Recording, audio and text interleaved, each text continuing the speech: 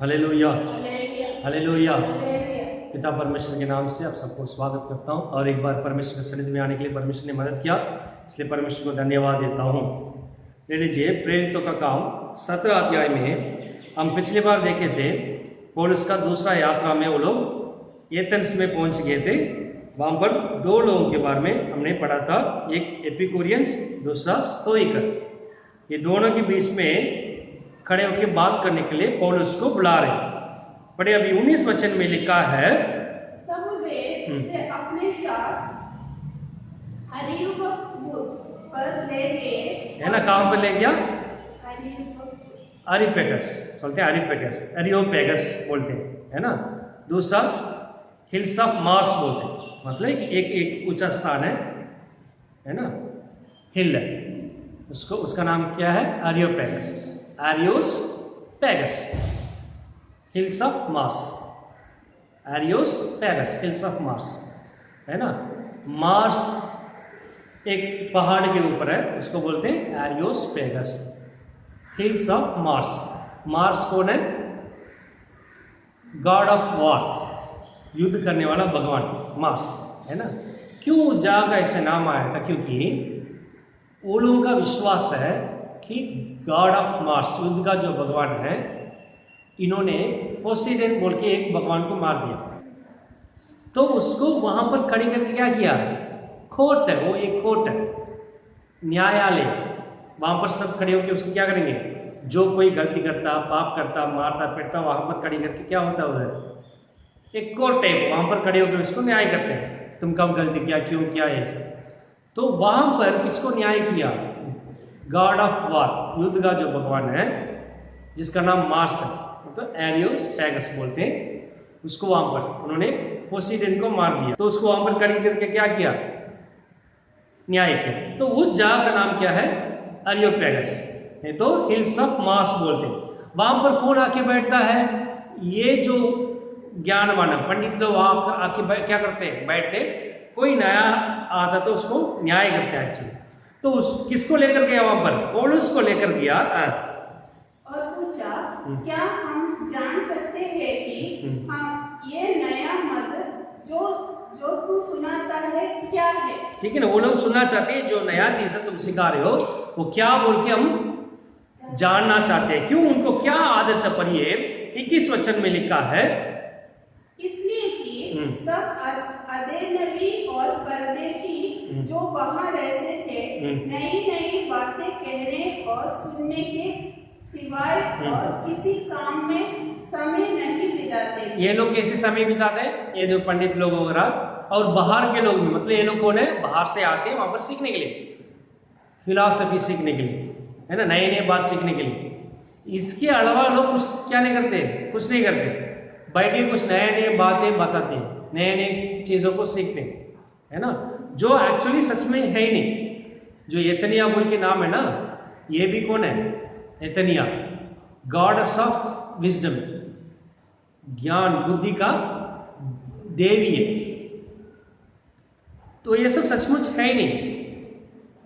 युद्ध का भगवान, है ना, ज्ञान का देवी, ये सब सचमुच है नहीं। लेकिन ये लोग ने क्या किया? उत्पन्न के कहानी, नया नया चीज को सीखते हैं लोग। अभी पौलुस जो बातें कहता है उसको सुन के वो लोग कहां पर लेके आए? उसको एरियोपेगस में लेके आए, हिल्स ऑफ मार्स को लेकर आए थे।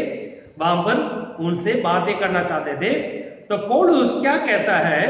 पौलुस कहता है, मैं जब घूमता फिर रहा था तुम्हारा जगह में, एक वेदी देखा था, एल्टर देखा था, जहां पर बलि देते हैं। वहां पर क्या लिखा हुआ था? पढ़िए 23 वचन में, क्योंकि मैं फिरते हुए तुम्हारी पूजने की वस्तुओं को देख रहा था, तो एक ऐसी वेदी भी पाई जिस पर लिखा था कि अनजाने ईश्वर के लिए, सो जिसे तुम बिना जाने पूछते हो, मैं तुम्हें उसका समाचार सुनाता हूँ। तो वो जो वेदी, उसमें क्या लिखा हुआ पौलुस ने देखा? अनजाने ईश्वर। तो पौलुस उस चीज को लेके उनको बता रहा, मैं घूमता फिर रहा था, एक वेदी देखा, वहां पर लिखा हुआ अनजाने ईश्वर के लिए बोल के। तो ये कहता है कि जिस परमेश्वर को तुम नहीं जानते हो, अनजाने परमेश्वर बोल के तुम लिख के रखे हो, मैं उन्हीं के बारे में बता रहा हूं। तुम नहीं जानते हो लेकिन मैं जानता हूं। वो परमेश्वर कौन है? यीशु मसीह। उसके बारे में बता रहा हूं बोल के उनको क्या करा रहा है? समझा। उस परमेश्वर के बारे में कैसे समझा रहा? पढ़िए 24 वचन में लिखा हुआ है, जिस परमेश्वर ने पृथ्वी और उसकी सब वस्तुओं को बनाया, वो स्वर्ग और पृथ्वी का स्वामी होकर हाथ के बनाए हुए मंदिरों में नहीं रहता। अभी उनको समझा रहा, जो परमेश्वर को तुम नहीं जानते बोल के लिखा, वही परमेश्वर के बारे में बात कर रहा हूं। वो पृथ्वी और आसमान को बनाया, वो परमेश्वर कहाँ वास नहीं करता है? हाथ से बनाया हुआ मंदिरों में क्या नहीं करता है? वहां पर रहता नहीं है ना। पर ये 26 वचन में लिखा है, उसने एक ही मूल से मनुष्यों की सब जातियां सारी पृथ्वी पर रहने के लिए बनाई है, और उनके ठहराए हुए समय और निवास के सिवानों को इसलिए बांधा है ना। अभी पौलुस आगे कहता है, वो परमेश्वर क्या करता है?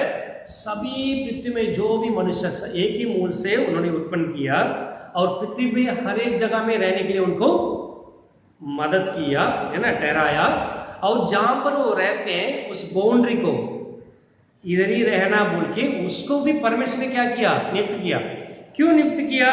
27 वचन में लिखा, ताकि कि परमेश्वर को ढूंढे, कदाचित उसे टटोल कर पा जाए। क्यों ऐसे परमेश्वर ने बनाया? पृथ्वी में हर एक जगह में परमेश्वर एक मूल से मनुष्य को सृष्टि किया और उत्पन्न किया, और पृथ्वी में हर एक जगह में उनको रहने दिया।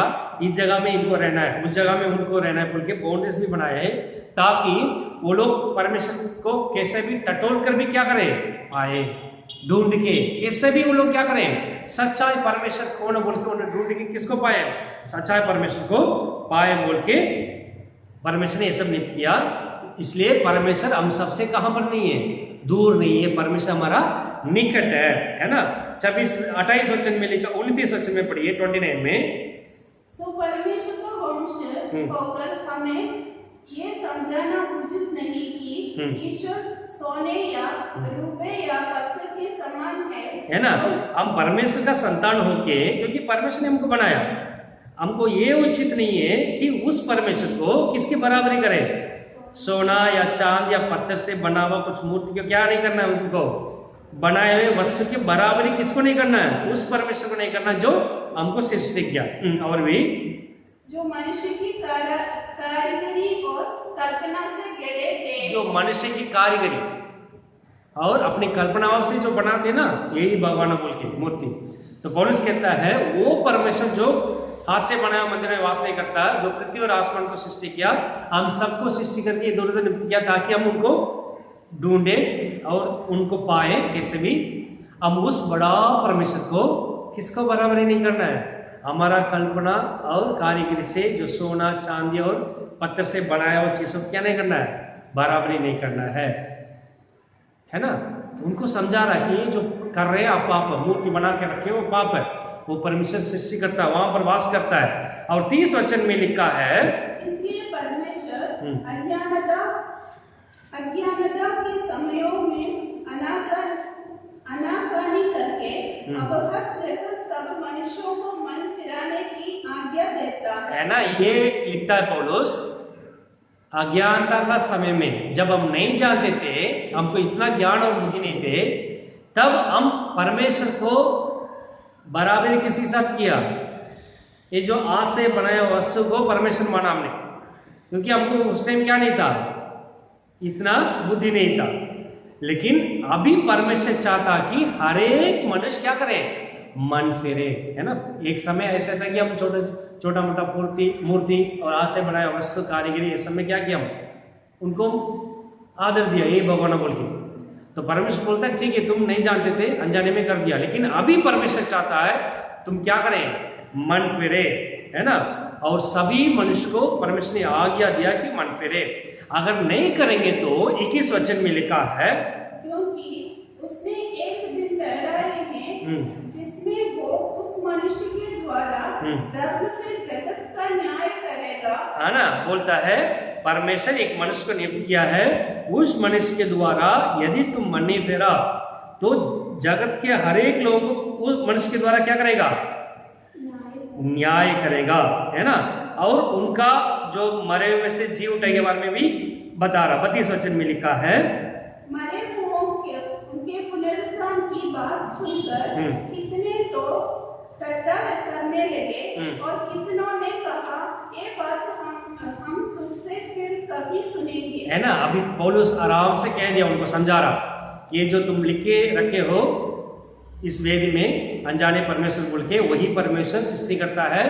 उनको किसका बराबरी नहीं करना है?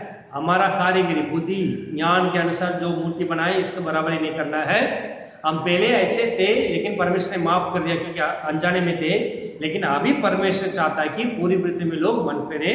अगर मन नहीं फेरेंगे तो उन्होंने एक मनुष्य को नियुक्त करके रखा है, उनका नाम क्या है? मसीह यीशु। उनके द्वारा क्या करेगा? न्याय करेगा। वो पृथ्वी में आया था, मरा था, जी उठा बोल के इस वचन को उनको सुनाया था। तब वो लोग ने क्या किया? मजाक किया और इनको देख के मजाक उड़ाया। कुछ लोग क्या कर दिया? चला गया। लेकिन 34 वचन में, आखिरी वचन में लिखा है, परंतु कई एक मनुष्य उसके साथ मिल गए और विश्वास किया, जिनमें दियुनुसियुस अरियोपगी था और दमरिस नाम एक स्त्री थी और उनके साथ और भी कितने लोग थे। ये एक व्यक्ति था जिसका नाम क्या है? दियोनियुस। वो कौन है? उस जो अरियोपागस है, कोर्ट है, उसमें न्याय करने वाला एक व्यक्ति है।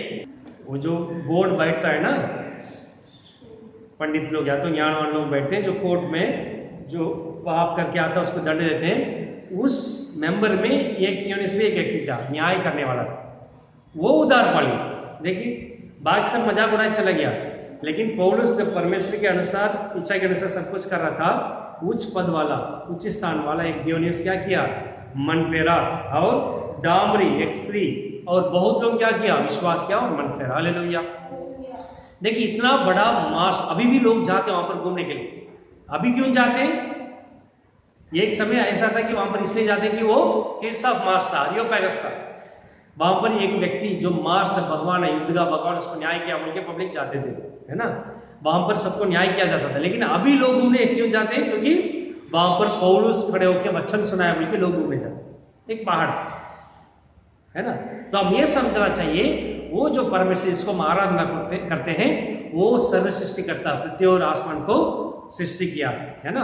हमारा कल्पनिक के अनुसार परमेश्वर को हम नहीं बना सकते हैं, उसको बराबरी नहीं कर सकते हैं। पत्थर और सोना चांदी से कुछ मूर्त बना के उसको बराबरी नहीं कर सकते, यही भगवान करके नहीं बोल सकते हैं। हो सकता है एक समय हम अनजाने में थे, इसलिए परमेश्वर ने माफ कर दिया, लेकिन अभी हम सब जानते हैं कि मसीह यीशु पृथ्वी में आया, हमारे लिए मरा, हमारे लिए जी उठा। इसलिए पूरी पृथ्वी को परमेश्वर यह आज्ञा देता है, उस मसीह यीशु को मानो, मन फेरो।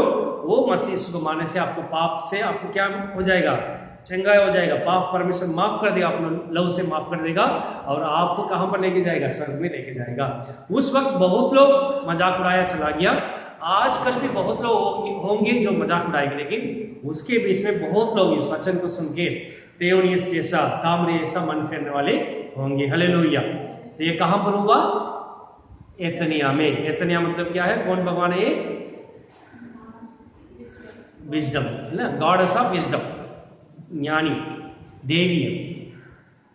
वो ग्रीक लोग मानते थे, लेकिन हमारे लिए विजडम का भगवान कौन है?